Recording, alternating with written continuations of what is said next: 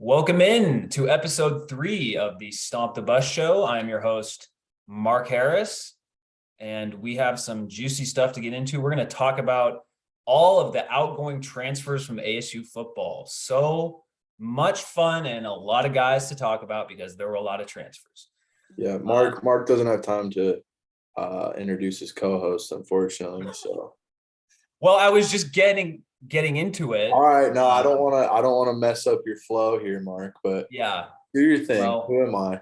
My co-host, who was speaking That's earlier, me. that would be Colton Dodgson. How you doing, my friend?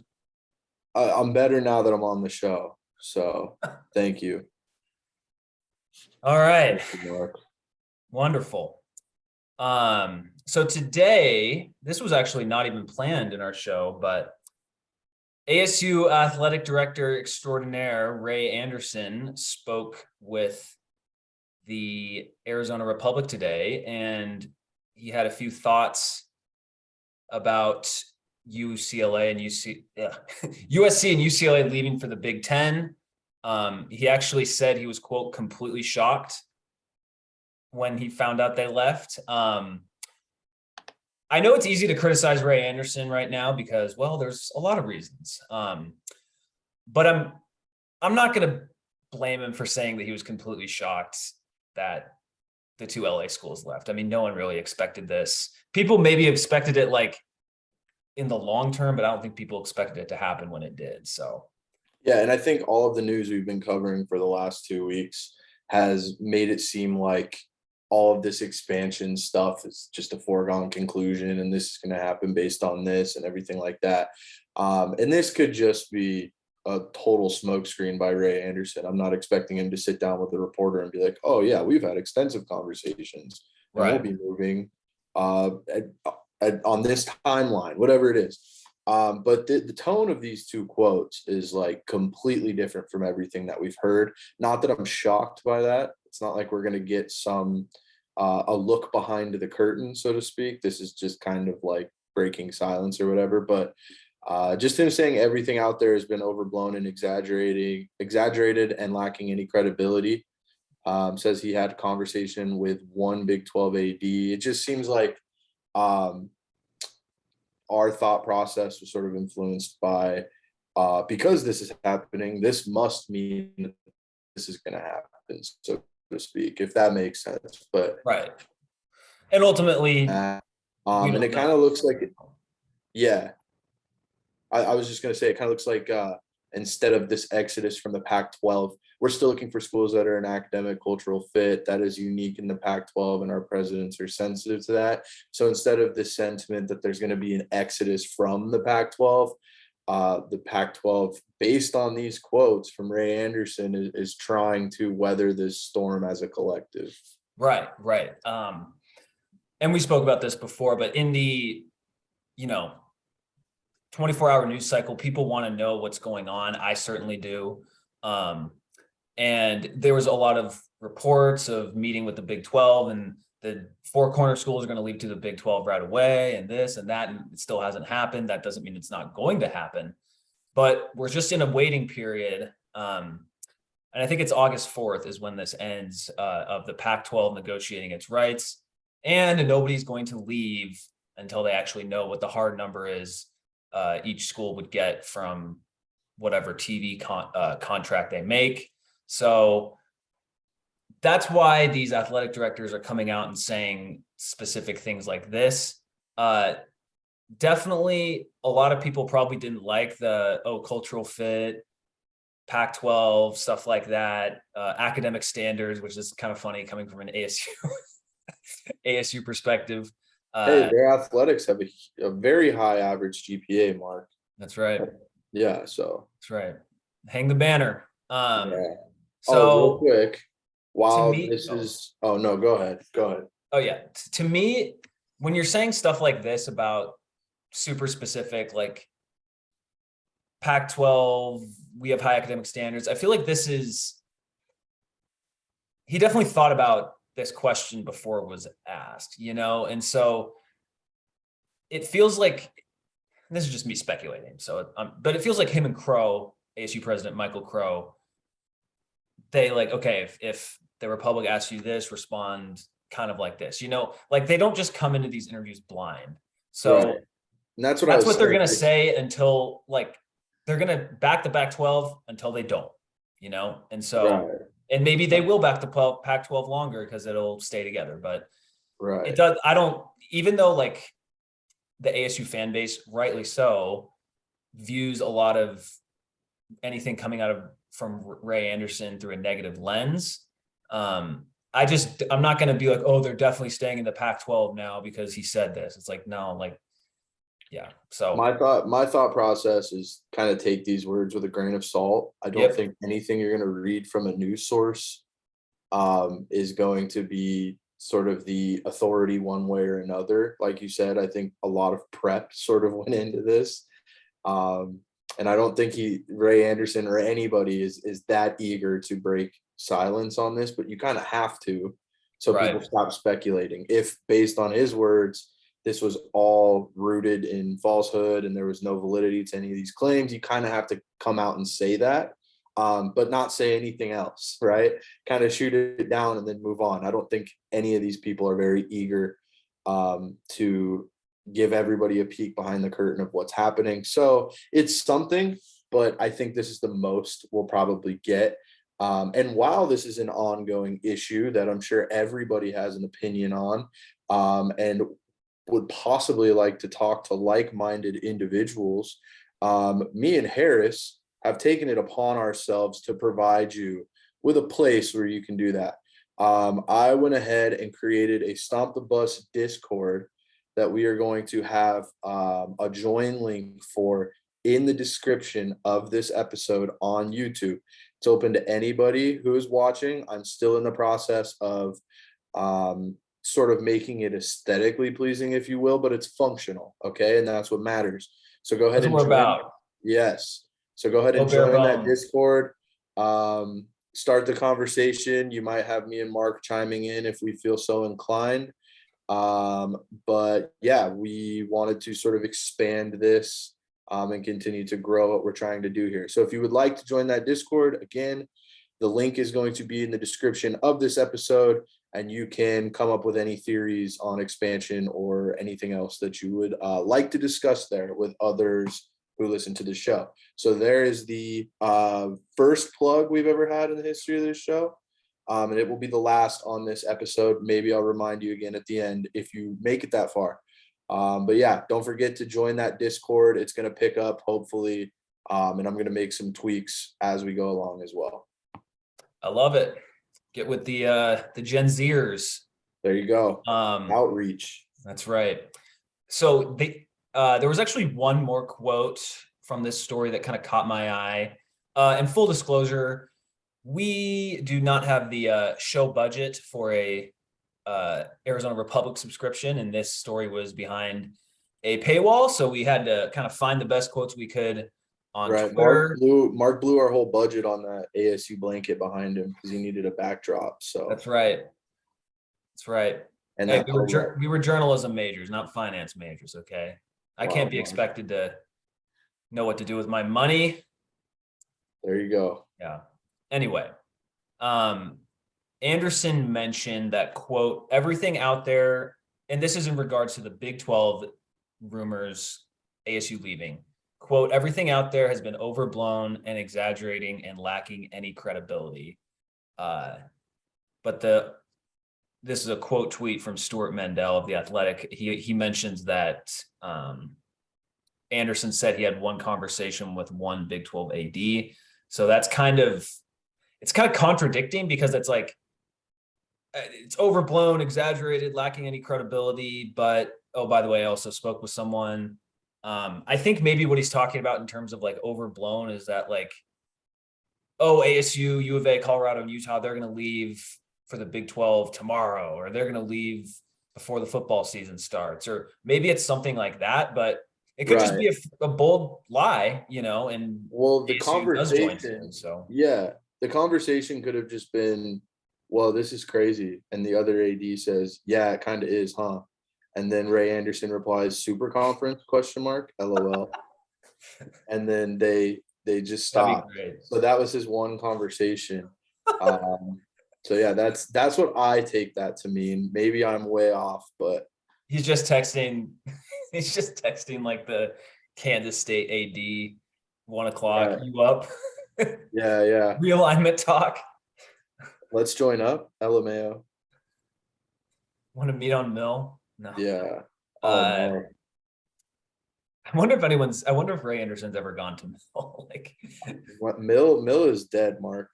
I Mill is no know, more.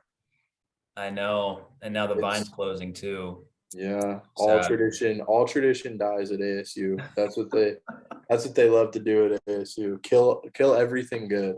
Oh man, go Devils. Yeah, at So least we have yeah, a so nursing home on Mill. Sorry, go ahead. yeah, great management there, Michael Crow. Definitely good to have a retirement home near one of the biggest college party bar strips in America. And that definitely makes a lot of sense. And if you're a non-ASU fan watching this, that actually happened. That actually 100% happened. And now Michael Crow is the person tasked with leading us into whichever next conference ASU goes to, which doesn't fear me at all because Michael Crow knows so much about football. He has the magic touch with athletics. I am being 100% sarcastic. I I don't think, couldn't I couldn't deduct that, Mark. yeah, yeah. I'm not good with So, nuance. anyway, let's hope that Michael Crow and Ray Anderson do get ASU into the best possible situation. One thing that we know will not happen or will not happen relatively soon is the Big 12 and the Pac-12 merging. That was reported a few days ago, earlier this week, that partnership talks between the Big 12 and the Pac-12 just couldn't come to fruition. And so at the moment, it looks like both leagues are still trying to figure this stuff out on their own. I know that there's rumors out there that the Big 12 is going to poach the Pac-12. We'll see. It just comes down to which conference gets the better TV deal. And I saw this mentioned. Let's say the Big 12 gets whatever it is, like $32 million a year for their TV deal each school gets, and the Pac-12 gets 31. I don't think any Pac-12 school is leaving just to leave. It has to be a significant bump. It can't just be like $1 million or $2 million. Like, that's obviously a lot of money, but in this whole college sports TV deal saga that we're in, it's probably not making any like huge differences, Right. And based on what I'm reading here about the merger ending, it looks like there was 3 options laid out by the Pac-12: pooling rights, a scheduling concept, or fully combining the leagues. And the Big 12 was most interested in fully combining the leagues because that would have been the most lucrative from a value standpoint. It said they needed more time to explore, did over the weekend, and decided they didn't want to do it. So the Big 12 is looking at media rights that can't be, or the Big 12 media rights can't be negotiated until 2024. So now the Pac-12 is motivated to sort of find their own media right? They have no motivation to join the Big 12, as it says here. And in the middle of a media rights negotiation, which is good. We're kind of at this place where hopefully we'll get to watch some more ASU games. The Sunday Ticket might be going to streaming. Good time for, I guess, people who are ASU football and NFL fans. It won't be so difficult to watch these games anymore. So that's just kind of what I took from reading that article. Well, and it seems like, just from being on Twitter, it seems like a lot of Big 12 fans, they just want to poach, get the 4 corner schools, and by doing that, you kind of force Oregon and Washington's hand to join. And then that's kind of what they want, is the Big 12 plus the best of the Pac-12 in terms of a TV money perspective. So we'll see where that goes. I honestly, a merger, that would have been great. I would have loved to have a merger. I think that like neither of these conferences are going to be significantly more valuable than the other, like even though I'd say the Pac-12 currently has the two biggest brands in Oregon and Washington, but maybe they could leave to the Big Ten. Who knows? Although they probably would have been invited already. So that, that's just all up in the air. But I mean, I don't know. I wish that the people in charge of this would just. I feel like it'd be better for the common good of both conferences to join together, but that's just not how it works. Because in college sports, it's all about your own entity and doing exactly what's best for you. And we'll see if this works out, because it's probably only going to work out positively for one of these conferences. Well, Mark, I'll tell you what is certain, and that is ASU will play in the Pac-12 this season. That is certain. That's right. We'll operate under that pretense. We'll operate with that and move forward from that. It seems like there's going to be nothing more on this front. All of the big moves have sort of happened. So we think so. I guess the thing is, I forget the exact date that the Pac-12. It was a 30-day negotiating window, and I think they started in early July. I want to say it's August 4th that ends. So it'll probably be around like the first week of August that we know what the Pac-12 will make, and that'll inform a lot of decisions going forward. So it's just, I as a fan, like, I just want to know what's going to happen with ASU. And it sucks because, and I mentioned this, in the previous episode, these decisions aren't like impulsively made, even though as a fan, you kind of wish they were, just because it's interesting to have schools moving around, even though it's also disheartening at the same time, because it's, breaking rivalries, you're losing the regionality of college football, this and this and this. And it's just, it's interesting, but it's also just really sad at the same time. So we'll see what happens. when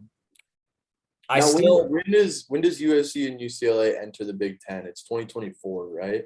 I believe so. Yeah. So Okay. I think we have 2 more years. That's when like all of these changes sort of happen with like Oklahoma and Texas as well. I believe so. Okay. I believe, but it also, like, maybe you can negotiate your way out and leave early, or pay a bunch whatever your media obligations are. You pay that early if you want to leave a year early. So it's not set in stone. So yeah, I mean, I just wish the 2 leagues could have come together, because if that happened, they would definitely be the 3rd best conference. And it wouldn't be like that geographically crazy, because you would still play a lot of the same. If the Big 12 and Pac-12 merge, it'll just probably be like ASU plays like one more game against like Texas Tech, or maybe you have 1 year where you go to Cincinnati or something like that. But it wouldn't be like, you would still have a bunch of teams nearby. So it wouldn't be just geographically insane. It seems like the biggest hurdle, just based on what I'm reading here, was the media rights, and the fact that Big 12 is locked in until 2024. Pac-12 is already negotiating their media rights. It seems like that timeline just didn't line up, and maybe we would have seen more movement on this front if there was a little bit more, I guess, of a parallel between their timelines on media right negotiations. So that seems like the biggest hurdle that they came to was the Big 12's deal being locked in until 2024. Yeah. I guess my thing with that, though, is like, if it's only 1 year apart, is that really a huge hurdle? Maybe that's just someone saying, like, maybe that wasn't the actual reason why they didn't merge. It could be a cop out, but what do you do for that year as far as your media sign a 1 year deal? I'm kind of like, I don't understand what a conference would do in that scenario. Yeah. I'm not a media rights expert, so me neither. I'm just kind of like, from like the common man's perspective, I'm kind of like, I don't know what a school would do if the Pac-12, they expire in 2023, right? The Pac-12? Well, they do now, yeah. Okay. So what would you do between 20? I guess you can negotiate an overlap, but yeah, between 2023 and 2024, there would be that sort of dead window that I don't know what a conference would do in that scenario, but it could just be a cop out. Maybe Yeah. both conferences were just not that into it. I think that, I don't know, the more, unless the Pac-12 and the ACC, remember we talked about the Pac-12 ACC, like not merger, but like a Like a weird partnership. scheduling Yeah. partnership. Yeah. Yeah. Unless that comes to fruition and actually happens, I don't know, man. I kind of just want ASU to go along to the Big 12 with the remaining four corner schools, because it just feels more stable. Like if you stay at the Pac-12, you're at the whim of Oregon and Washington getting the call up to the Big 10, you know? And if they leave, then you're totally screwed. And the other thing Is the Big Ten trying to add more schools? Have they mentioned that? no, they haven't. So, but this is more Yeah. like 5 years down the road Okay. type of deal. Well, I mean, this is so fluid. This is I such know. a dynamic situation that like next season it could all just Yep. like blow up Yeah. again. So who knows what's going to happen? I'm taking this as right now we're not going to expect any new big announcements for this season. But the second this season's over, I think it's all bets are off. It's going to be craziness all over again. Yeah. But I'd love if like I don't know if we get a comment or something. This media rights sort of dilemma between 2024 and 2023, what a school would do in that dead window. I'd love to learn about that because I truly have no idea. So if somebody knows, leave a nice detailed comment like our friend who escapes me did on our first episode. I don't remember his name. Brent, if you know about this, please tell me or join the Discord and we'll talk about it. Yeah, for sure. I think when it comes to like future, like actual concrete realignment news, because like the news of the Big 12, I almost said the Big 10, Big 12 and the Pac-12 not merging, like that's news, but it's not like anything that's actually happening. Did you say the Big 12? Yeah. Or did you say the Pac? Sorry, I think you said the Pac-10 and it like threw me off. The Pac-12 and the Big 12. There The fact that the news Big 24. Yeah, exactly. The news of them not merging, like that's definitely news, but it's not like concrete news of Colorado's joining the Big 12, you know, like, so in terms of concrete news, I feel like if we don't know any more actual concrete news of who's going where, who's staying, then I feel like if we don't know any of that before kickoff, right, then we're gonna have to wait until next off season. You know, it's not gonna. I don't think it's gonna happen like during the season. I kind of disagree with you. I think that something could happen by the time like a month from now. You know, because the Pac-12's media rights deal is still being negotiated, and you know maybe one of the things that happens isn't something huge, but maybe it's more like, oh, the Pac-12 has decided to add San Diego State. And that's kind of been the most obvious expansion candidate for the Pac-12 because, and John Wilner of the San Jose Mercury News, he's kind of the main Pac-12 reporter. He's mentioned them a lot as being the number one expansion target because in Southern California, they've been successful in, you know, football. They have a crazy new stadium. Too. Yeah, new stadium, good men's basketball product as well.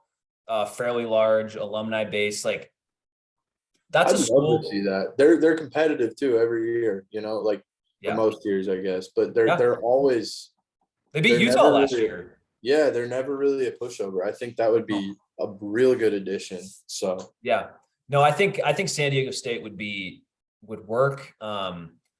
I wonder how it would work in terms of like how much this would be under a new Pac-12 TV deal. Would they have to like work their way up to get the full share type of deal? I mean, I think San Diego State would still want to join because being like, as much as not being in the Big 10 and SEC sucks, not being in any current Power 5, and I'm putting, you know, the finger quotes up there because obviously like there's a Power 2 and like a mid-level 3 of the Pac-12, Big 12 and ACC. But being in one of the group of 5 conferences, you know, like the MAC or the Mountain West or the Sun Belt, you want to get bumped up to the current Power 5 because it's just so much more money. Even like, sure, you're not going to be as good as the, you know, Big Ten or SEC, but you're still playing high level college football against teams that are currently Power 5 teams, you know? And so San Diego State has definitely been mentioned as like the obvious expansion candidate. I guess there is a scenario where the Pac-12 maybe raids the Big 12. We'll see. I'm not even going to touch on that right now because it feels like that just doesn't seem like that has any chance of happening, but who knows? The other school that he mentioned, it's a little out of the box, as Hang like, on, hang on. Let me try to guess it. okay, Is it like a West Coast school? well, if you're going to guess, Well, no, I can't just, there's like, I'll say this. If I other answered the school. question, if I answered is it a West Coast school, then it would kind of give it away. I don't know. Okay, can you tell me the conference? The current conference that they're in, Yeah. they're in the American Athletic Conference. Ooh, okay. Yeah. I don't think you're going to get it because it's a Okay, really so out of the box suggestion, and but it has nothing to do. If it's American Athletic, oh look, we got the time left thing. But if it's American, just tell me because now we're on borrowed time. SMU. Oh, I thought SMU moved to the Big 12. Did they not? No, they did Oh, not. I thought they were a part of that Big 12 expansion. Maybe I'm tripping, but No. Yeah, no, they are still in the American Athletic. And the reason why you consider them is because they're in the Dallas Fort Worth market. They have a lot of money behind them too. So in the NIL era, they can, you know, they can just pay players. I mean, that's why they got the death penalty back in the 80s, you know, with the Pony Express stuff. So I think that would be really interesting to have SMU. Like I would not be opposed to that if it comes to that and the Pac-12 is like, these are the schools we're adding, we're staying together. I think that Fresno State's a decent option too. yeah, Fresno State's a great option. Yeah, they have a little bit more like people than you think because they would have the Central Valley of California. I saw somewhere that Sacramento could be included. That is like their media Yeah, market. they're like mid to northern California. Yeah, I don't see how Fresno is part. I mean, how Sacramento is part of the Fresno market, but Yeah, California boundaries are strange, but yeah. So I part of me is like I kind of want the Pac-12 to like maintain because it's getting crazy with now, you know, USC and UCLA going to the Big Ten. It's kind of like that geographical element of college football is kind of like breaking. So I Right. almost feel like not that that's like the strictest standard that you need to adhere to. If you have to add SMU and they want to join up or whatever. But I would like to see 2 new California schools kind of join the Pac-12. And Fresno State's out a couple of competitive seasons. They have that alumni base. They're relevant in football. Them in San Diego State would be really interesting to add. I would not hate that. I would not hate that. No, me neither. It does just come down, but I think the SMU thing is that there's probably a higher valuation with them than money wise, and that's what everything comes back to. And that's why it sucks that we're here, but Boise State isn't even mentioned as one of the top ones because they're in Boise. And I like Boise. I've been to Boise, but it's not a huge media market. And I don't know. It just doesn't seem like it's going to happen for them, which sucks because if it was just about football, they would have already probably gotten into one of these conferences. Right. So we'll see. They seem like an AAC. Did I say that? American? Yeah, AAC type of school to me. But that's just from like feel. That's just like an intuition thing. Right. There's literally nothing else behind that. They just seem like an AAC school to me. But yeah. Anyway. Well, they're in the Mountain West right now, so. Mountain West, yeah. I mean, every school isn't Fresno State in the Mountain West too? They are. Fresno State and San Diego State are both currently in the Mountain West. Yeah, they're about to get poached. That's like. Well, they might. I mean, we don't know. That's the thing. We don't. You know, it's if the Pac-12 is as committed to staying together as Ray Anderson makes it sound, then I feel like the Mountain West would be the logical candidate to start to get poached a little bit. Yeah. But that's kind of the sad part about this for like the smaller conferences is what are they going to do, you know? Oh, I When know. yeah, It sucks. I mean, I wish that, and again, I've mentioned this, I wish that college football just had one, like it was and maybe we're getting to this, but there's going to be a lot of growing pains, but right. it was just had one commissioner. It was, I don't want to say like just like the NFL, but it had one commissioner that like controlled each of the 5 leagues. And so that way, like this stuff doesn't happen where, I mean, what if we went back to college football like before, what would it be? Like before the Texas and Oklahoma leaving of last year. If it was just Pac-12 with the 12 schools, the Big 12 with, I guess they had 10 schools a few years ago before, because they're adding, you know, Cincinnati, Houston, UCF, and BYU. And then SEC, ACC, Big 10 were all the same. Like if all of those had their own commissioners, but they all like had to be in line with the main commissioner, and he or she could block whatever happens. You know, maybe that's just I think fantasy talk. we'd need an expanded playoff for that to have even been entertained. So Well, then that's the thing. If you had the one person in charge, it would be much easier to have a better playoff system, you know? right, I hear that. Well, Mark, So we're kind of on a time crunch here. yeah, Because for some reason we don't have the Zoom thing anymore. I don't even know what happened. It's been working fine, and now all of a sudden they're like, you got to wrap it up. So we're right. gonna have a little bit of an abbreviated episode today, but that's all right. We'll figure this out. For sure. Let's like do a rapid fire on these transfers real quick. So Well, like, okay. I was thinking we just do the transfer stuff later on. Because I did want to go over them in detail, you know. I pulled an all-nighter studying all of these guys, and now you're telling me I don't get to share that knowledge with you. Though you already have the knowledge. But Did I you wanted actually? to I share don't it think with you you. actually stayed up all night. Mark, you don't know how dedicated I am. Yeah. No, I did, but I'm glad you believed it for a second. Yeah. Well, we will get to that next week. Yeah, we're gonna have to cut it short. We take you behind the curtain. We're actually recording on Zoom. If you couldn't tell by just on our YouTube. Can I say one thing real quick? Just from Sure. like the biggest thing that jumped out about this